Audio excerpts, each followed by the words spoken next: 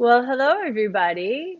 Thank you for joining us today. So, I'm down here in the corner. I'm Diana Gasparoni, and I'm the founder of BeWELL Psychotherapy. And I am super excited for our first in a series of live webinar events. And today we have our in-house substance abuse specialist, Becky Kavoussi, who is going to be giving you a presentation tonight about Sober Curious. Substance abuse, maybe it's something that you are ready to take the next steps, or somebody that you love is ready to take the next steps and you want a little bit more information. So I'm going to give you a little bit of information of how this is going to work. She's going to go through a presentation. You can all see, you should have a chat button to the right. You can chat with her throughout the presentation. You can ask her any questions. If it's a big question, she'll come back to it at the end. If it's something that she can answer right away, she will answer while she's there, and there will be a Q&A at the end. So I'm not going to take up too much of your time. I'm going to turn it over to Becky. Thank you, Diana. Should we give it another minute for people to join? I actually can't see live who's joined yet. Yeah, we do have a few more people that may be showing up. They can come in at any time. So whenever you're ready. Okay, great. We'll get started. And aforementioned, I actually can't even see who's here. So thank you all. I can see the list of names. So thank you for everyone who's logged in thus far. I just want to name, I really appreciate you being here with me tonight because it's a rainy day, at least in the boroughs for us in New York and the surrounding areas. We're in a serious pandemic that's impacted all of our lives, and it's an election week here in the United States. So there's a lot going on. So take a breath, gear up. This is going to be a presentation, as Diana mentioned, on just sober curious substance use information. And please feel free to voice yourself in the chat, and I will get back to you. Probably by the end, we'll have a Q&A and a discussion. So a little bit about me. My name is Rebecca Kavoussi. I go by Becky. I'm a practicing licensed clinical social worker, and I am a psychotherapist at BeWELL Psychotherapy. I've been practicing psychotherapy in private practice since 4.5 years, and I've been a clinical working as a social worker since 2014, so about 7 years.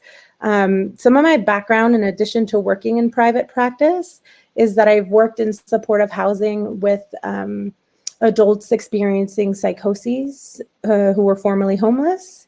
And most recently, I'm an associate director at a nonprofit, a bustling, busy clinic, a public center where we provide behavioral health services to the public. I'm really excited to be here tonight, and let's jump into the presentation. All right, I'm going to do my part over here. So I've shared my screen. Diana, you can see it? I can see it small. I'm going to ask, can you all see the presentation? If somebody could just jump up in the chat and let us know if you can see the presentation, that would be great. Oh, I did it.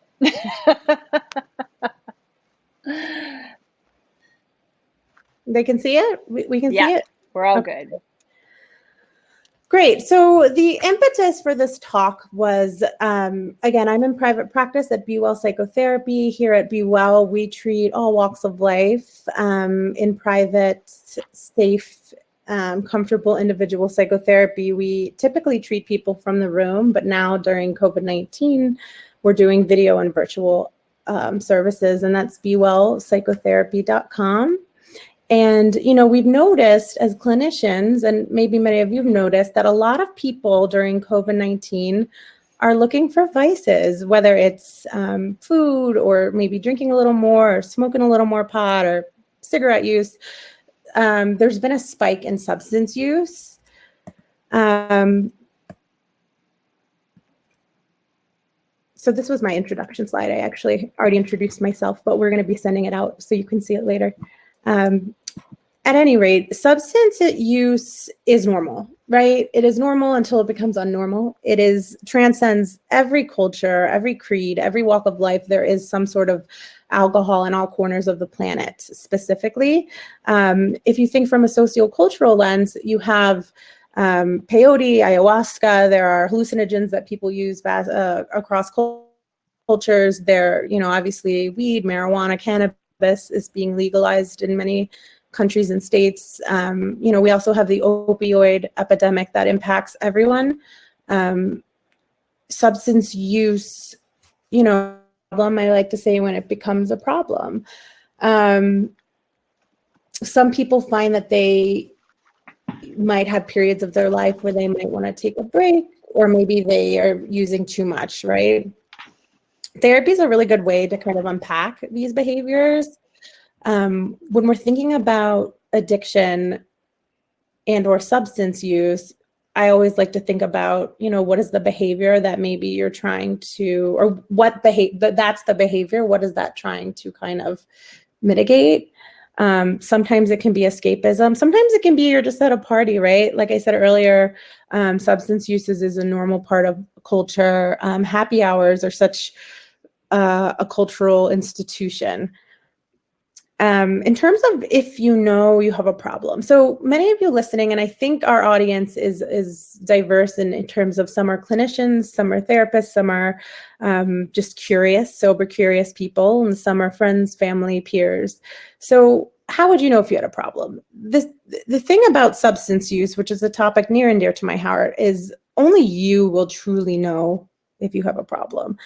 And some of you might have loved ones who've struggled with addiction and substance use disorders. And I know how painful that can be when you're watching someone, just like that train is coming, it's going to hit them and you can't throw them off the track, right?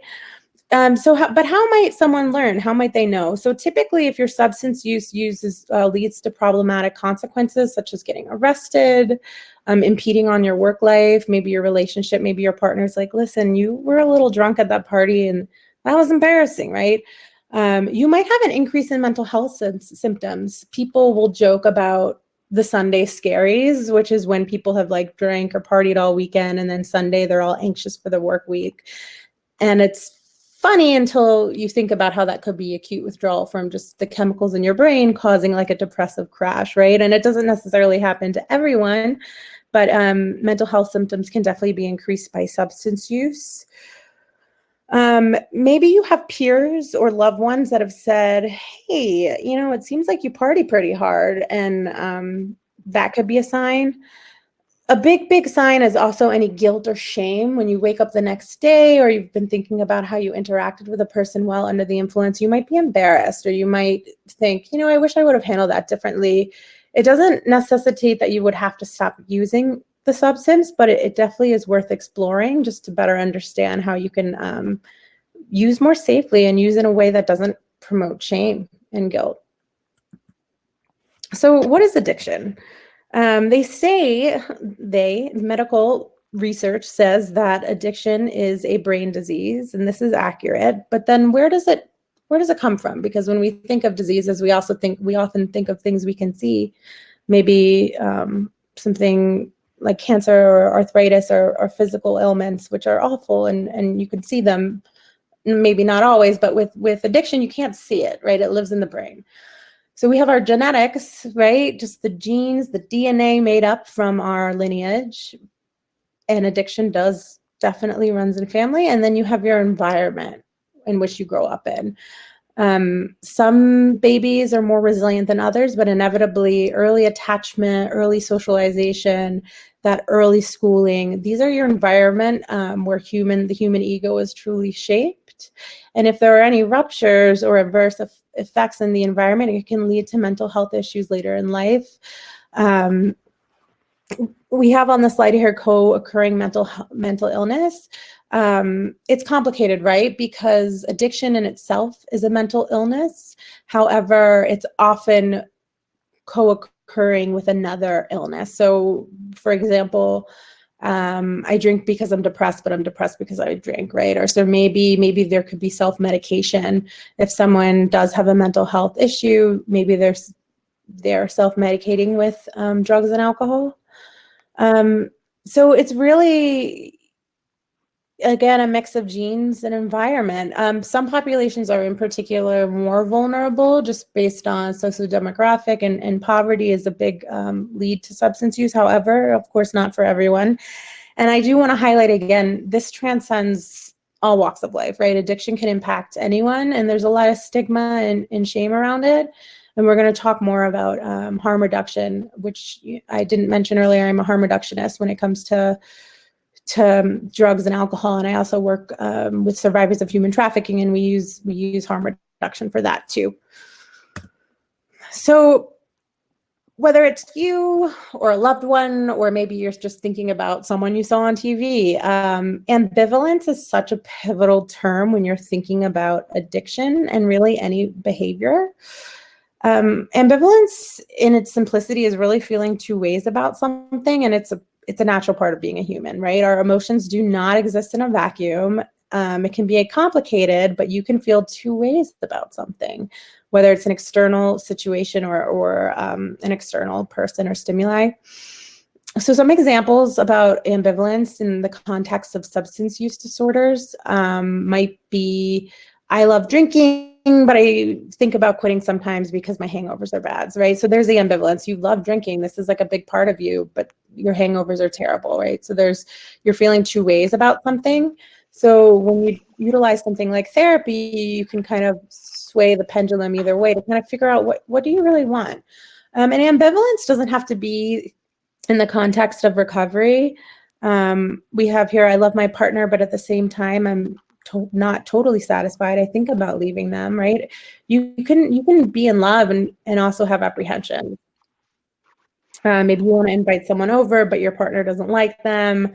You want them to come, but you also don't know, right? So feeling two ways about something. So again, when you're whether you're a clinician or you are a patient or you're just a human navigating this world, individuals with addiction deal with ambivalence. They feel two ways about their substance of choice, which is why it becomes really hard to let it go. Because again, you can love something and it can destroy your life.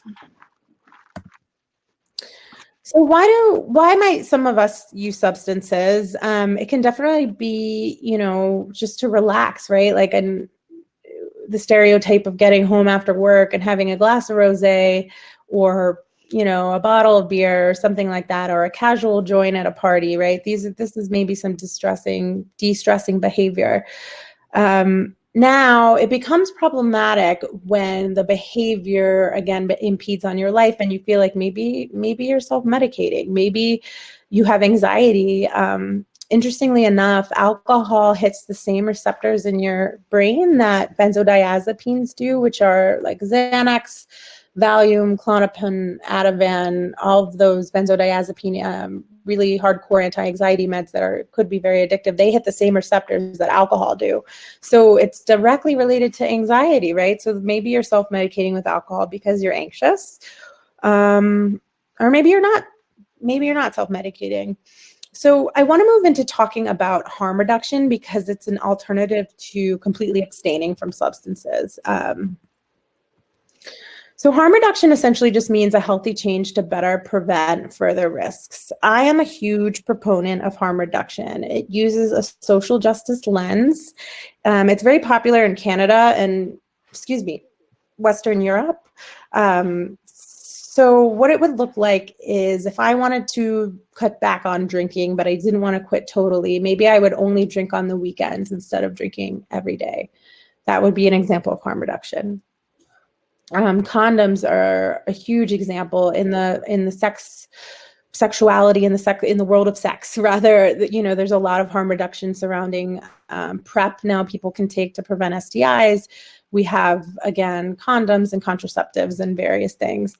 Something a little more that might seem more extreme for some is like a clean needle exchange. If someone's an opioid user, we have ways so people can get clean needles, and therefore prohibit the spread of hepatitis C. I've worked with a lot of individuals with opiate use disorders. I also want to just sidetrack and say language matters. So when I'm talking about some of these things, like I wouldn't say addict. I would say individual with a substance use disorder or a person with a substance use issue. I wouldn't say that addict, right? So that's one example.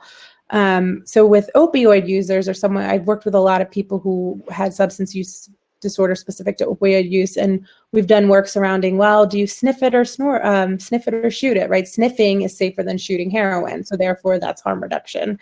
You're reducing harm in the behavior. And I know this might seem like an extreme example, but with the opioid epidemic being so just present in society, I figure it's worth mentioning the clean needle exchanges. There's also something called Narcan. For those of us who are in New York, we're one of the only cities that it's legal for any civilian to carry Narcan, and it's a nasal spray. So if you see someone overdosing, whether it's on the train or the street, you can give them the nasal spray, and you'll save their life. If they're overdosing, they will snap out of the opioid overdose. Now, if they're just really high, they might wake up at you, but there's no adverse effects of utilizing Narcan. So if anyone has questions about how to obtain training in Narcan, it's really easy. Meet with a trainer for like an hour, and it's free through the state, and you can get a kit and have one. So we can talk about that if anyone has questions. I've met with patients before who told me, I used to drink a lot of hard liquor, and now I only drink light beer, and I feel like things are going a little. So again, these are reduction. Thinking about a behavior, right? So often we come to therapy, we have a behavior maybe we want to work on. So it's our interpersonal relationships and how we interact. Maybe it's issues with our family, our loved ones, parents. Maybe it's substance use issues. And so with therapy, you can really start to use harm reduction in other areas of your life, not just substance use. If you're frustrated with how much you're on social media, for example, you could delete the app from your phone, but you still have your login, right? So that's harm reduction. You can still use the app, but you just have deleted notifications or deleted the apps, right? So these are transferable skills for other behaviors. The next piece I want to talk about, so the slide's intimidating. There's a lot on here. There's no test at the end, so no worries, but the stages of change. So I want to, before I go into the stages of change, that this is not linear, that people can go through these stages in different orders, and they can regress or move forward or stay the same. So it looks different for people, but this is typically when it comes to behavior. You have first so I'll name them all and then I'll explain them. So there's pre-contemplation, contemplation, determination, action, maintenance, recurrence. I went out of order, so I'll go in the right order now. So pre-contemplation is essentially if someone says, I don't have a problem, I don't know what you're talking about, I'm good, right? Pre-contemplation, they don't even realize that maybe there's an issue with a behavior.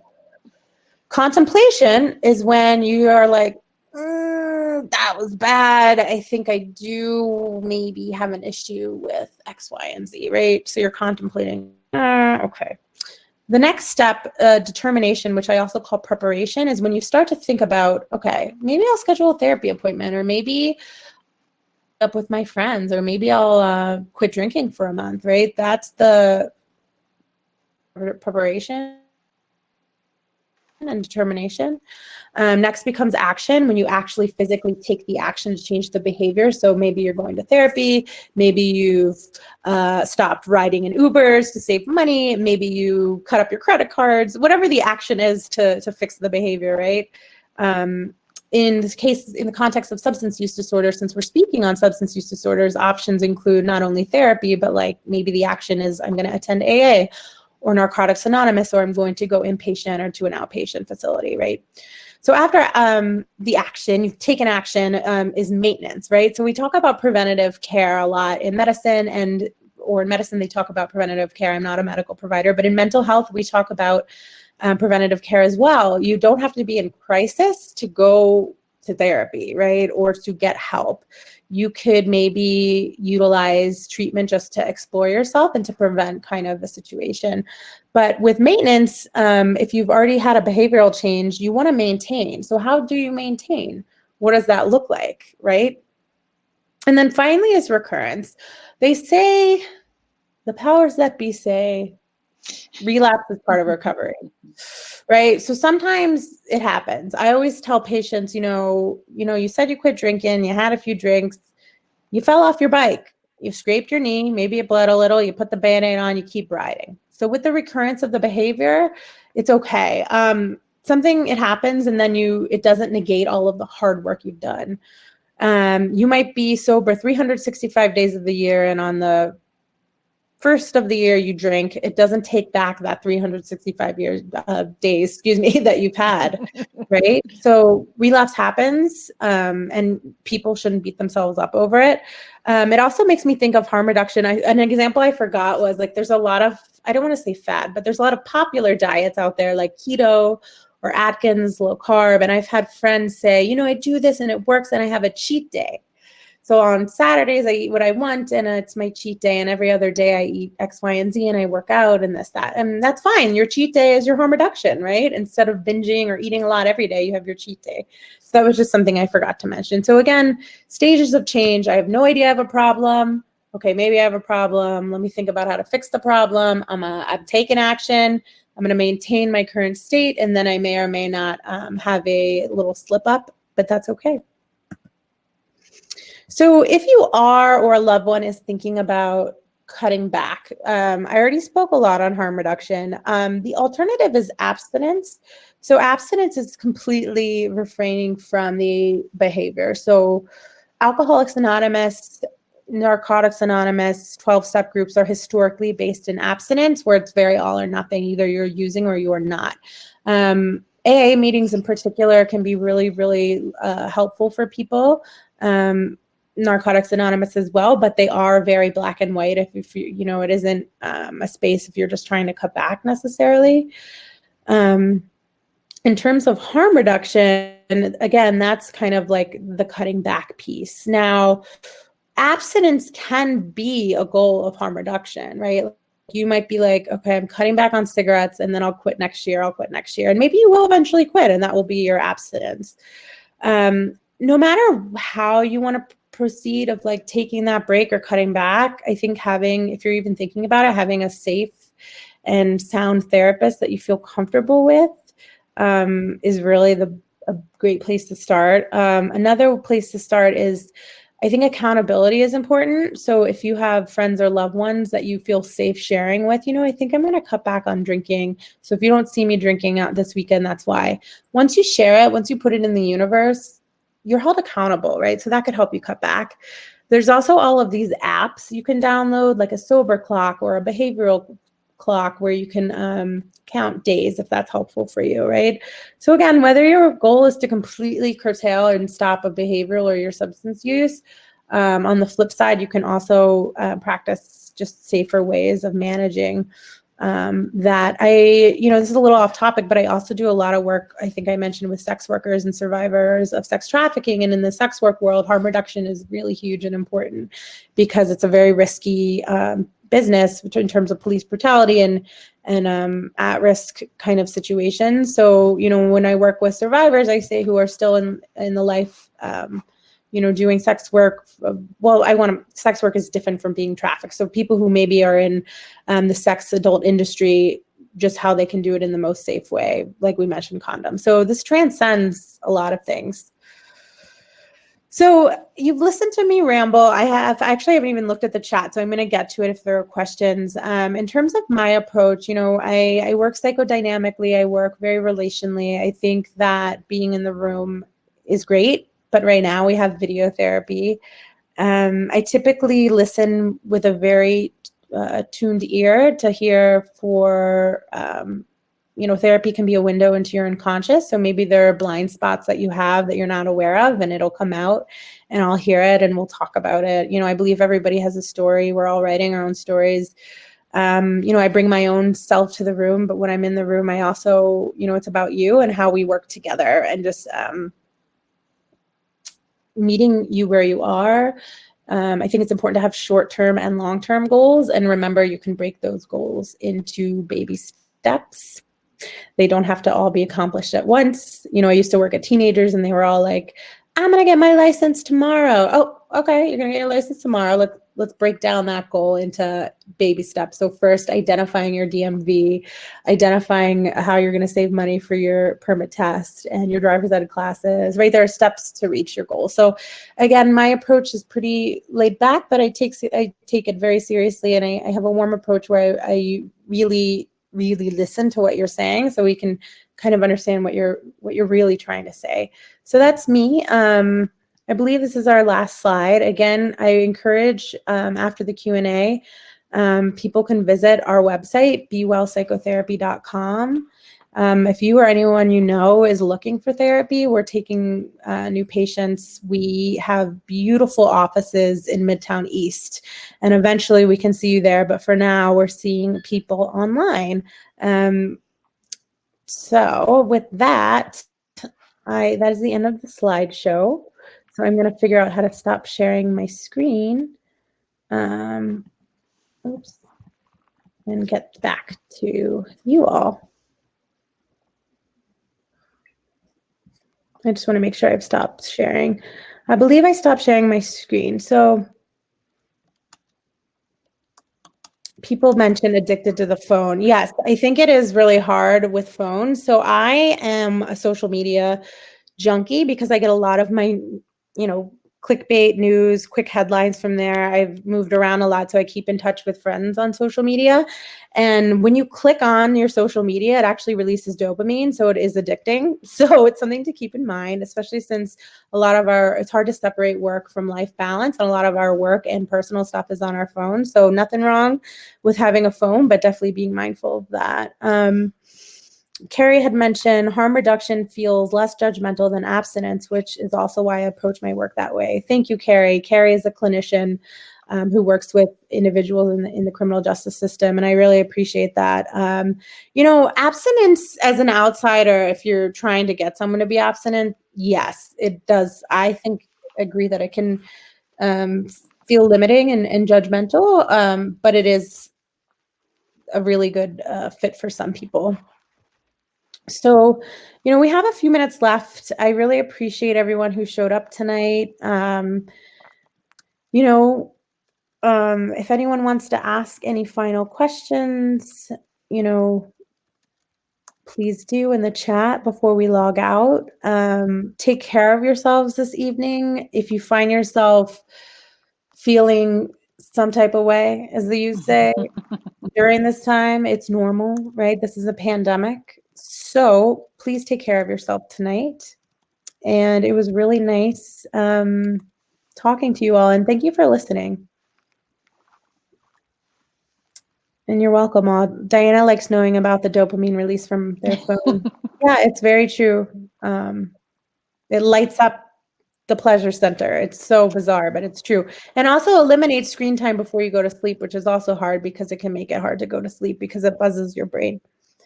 So thank you all. Diana, is there anything else you wanted to add? No, I learned so much. Thank you. My phone addiction has been real in COVID. I'm not gonna lie. I am like You're running a business. I'm trying to like figure out ways to like, you can't put your phone in the freezer, which is what my first choice was gonna be, but I'm like, where I'm gonna put it, like not sleep with it next to my bed. I wasn't even thinking about the dopamine release. And I love the harm reduction approach. I think I know that abstinence for some people is really important from wherever they are, whatever their drug of choice is, but I think that like harm reduction is less judgmental and also gives a person time to get to know themselves in a new way. So and see how it's going to work. I myself have worked in harm reduction. So and with that model, I use that all the time. Thank you, Becky. That was wonderful. And this presentation has been recorded and will be up on Crowdcast and on the website. So if you missed anything or you want to share it with your friends, somebody who you may think needs this information, there's always somebody close to us that could get a little bit more informed. Please share it. BeWellPsychotherapy.com/events. And yeah, you'll get a feedback email from us tomorrow. So we really appreciate your time. And Enjoy your Thursday night. Everybody stay dry and warm and safe. Wash your hands, wear Thanks your so much, masks, do Diana. your things. Diana, one more thing. Carrie Yeah. said harm reduction is leaving your phone in the living room when you go to bed. Oh, So that thank you, Kay. um, uh, Thank you. I love it. quick side note, I turned off my phone recently and then I'll shut up, I promise, just to see how often I was impulsed to grab it. And it was embarrassing. So it's all a Yeah, work in progress. So all a work again, in thanks progress. again, Diana, and thanks for the reminder about the masks. Yes. And everyone stay safe. Okay, thank you so much. Good night. Okay, good night.